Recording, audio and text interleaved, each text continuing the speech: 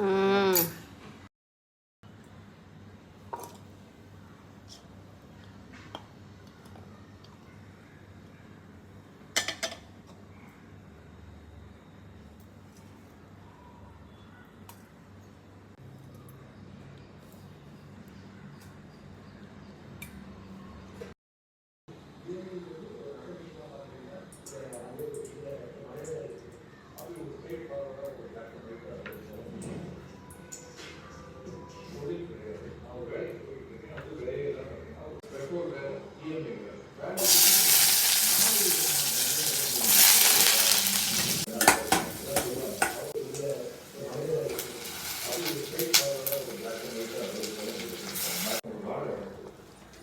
இல்லை நீங்கள் அந்த வீட்டில் கூடியிருக்கீங்கன்னா உங்களுக்கு நீங்கள் வாடகை கட்டணும் அந்த பணம் மிச்சம் நீங்கள் அதுலேருந்து ஒரு தொகைக்கு இஎம்ஐ எக்ஸ்ட்ரா பேமெண்ட் போட்டு கட்டி நீங்கள் கொஞ்ச நாள் உங்கள் வீடு சொந்தம் ஆகிடும். அதுக்கப்புறம் நீங்கள் இஎம்ஐயும் கட்ட வேண்டாம், நீங்கள் வந்து வீட்டு வாடகையும் கொடுக்க வேண்டாம். இது மாதிரி இருக்கும்.